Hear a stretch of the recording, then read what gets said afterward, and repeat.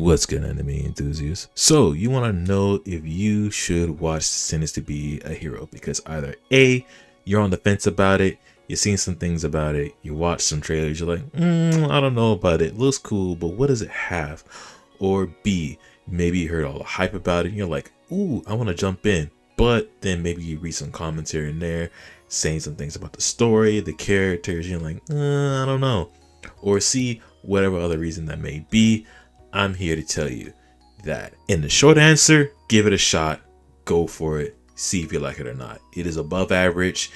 It'll keep you sated with the action. The first episode is nearly an hour. It's like movie-esque.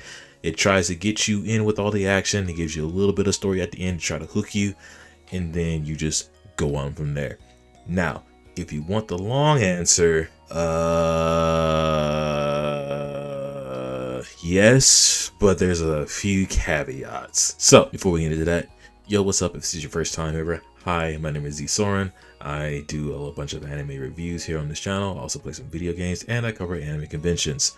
So if you want to see some more, check out the channel. There's a bunch of other stuff. I got all the playlists that have everything there. And if you want to see some more, subscribe and all that good fun stuff, like the video, yada yada yada. But let's get into it. You're here for the long spiel of Sentence to Be a Hero. So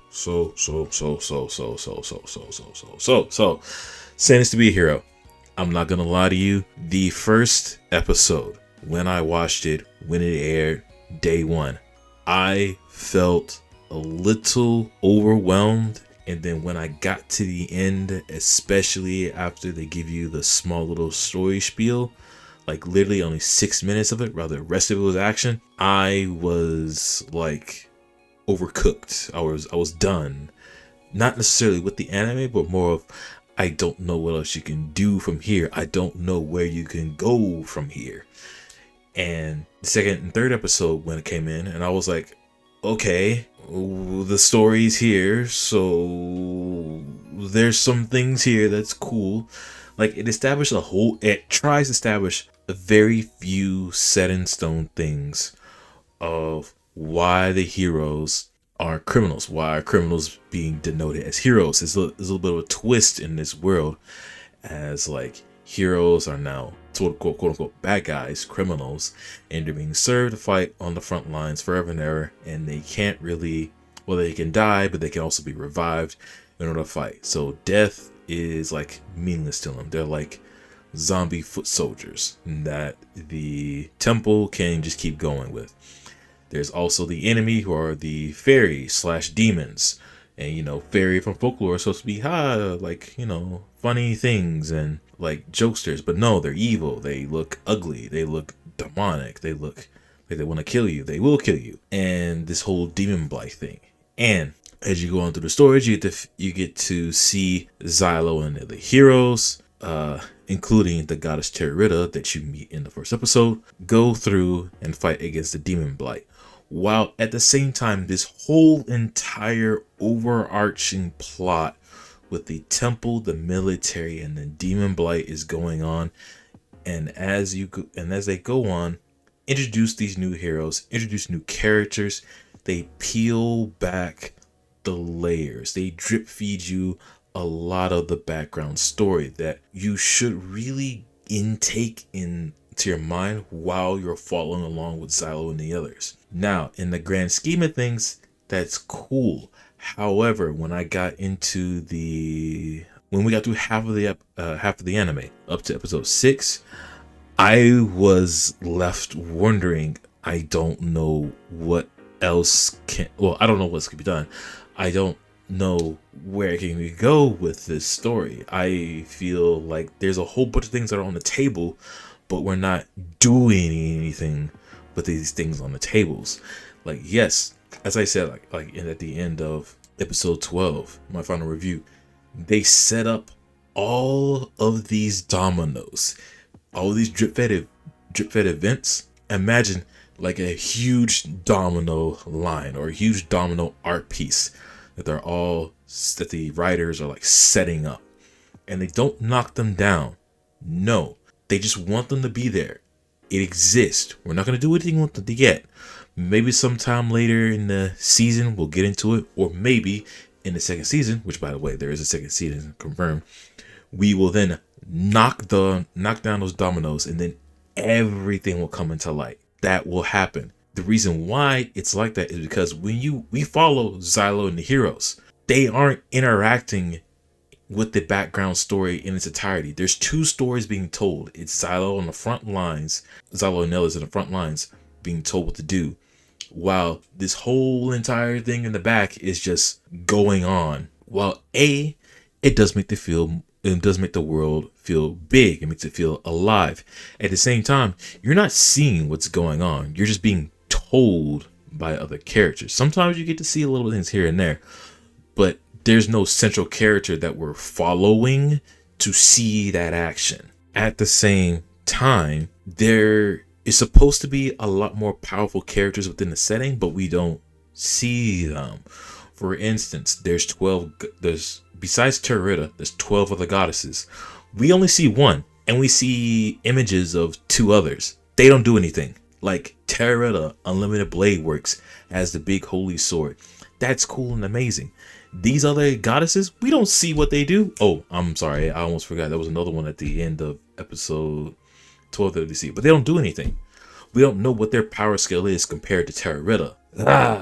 That's like one little irk. And then there's a lot of twists, and that's good. You know, twists keep you surprised, keep you on your feet.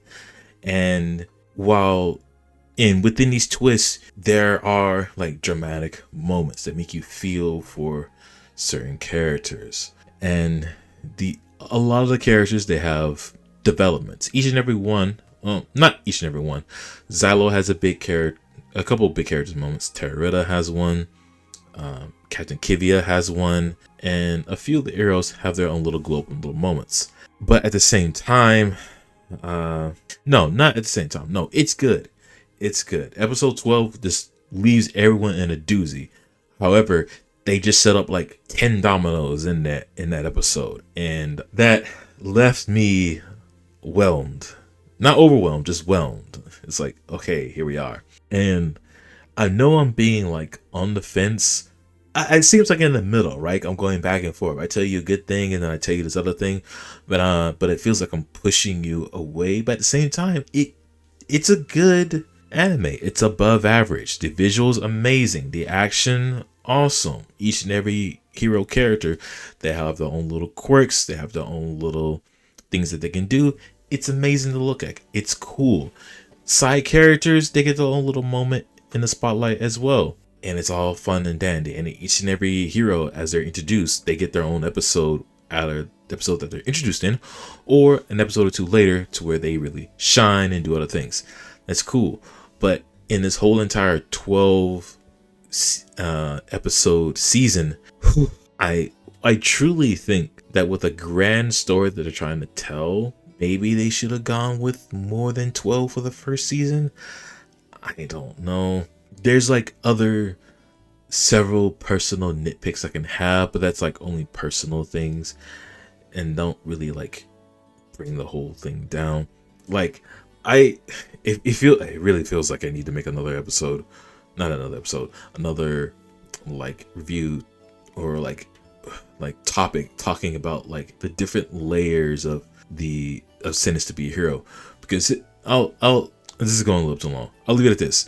So let's say that there's 3 layers to Sentence to Be a Hero in order to like enjoy it. Well, we'll say it like this. Like if you enjoy action, if you enjoy like big shonen stuff, flashy stuff, like if you like all the Bleach fights from Naruto as well, Dragon Ball Z, like big events and whatnot, you don't really care much about the story, you're gonna find it here. Of course, you're gonna have little like dramatic moments of character developments. It'll get you there, and you'll like learn to appreciate these characters more. Layer 2 is now you don't care. Well, you do like action, fantasy, and whatnot, but you also like a good story to go along with it. It doesn't have to be grand or extravagant. It just has to make sense. Once you're at layer 2, you're gonna start to see some of the faults and some of the waviness that I see with Sentenced to Be a Hero. All these dominoes. There's a lot of things that are here, but they aren't going to do anything with them yet. Maybe they will later, maybe they won't, but we'll see. And then we get to layer 3, to where this is where the critical, this is where like the critics are. This is where the big, like, okay, we're going to analyze everything. This is where I am. I'm like, I would guess I'm a little bit lower than that, like the secret 4th layer. But 3rd layer, action, cool. Characters, yeah, whatever.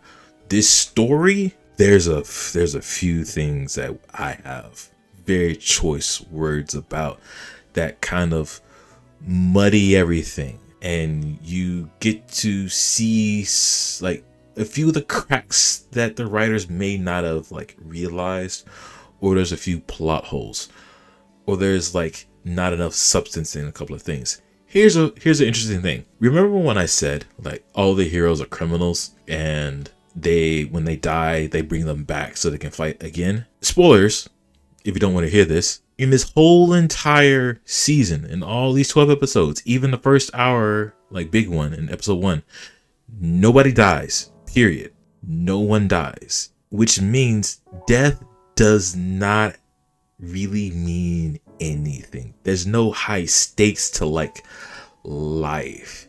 They aren't really fearing for their lives. Sure, they like dodge things and whatnot, but death is an afterthought. Now, and remember what I said, that's a domino that they set up.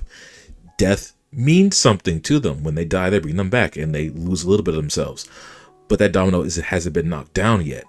It's still there. Are they gonna revisit it? Who really knows? They haven't done it in the first season. So that's kind of where I'm coming from, and the idea of it is.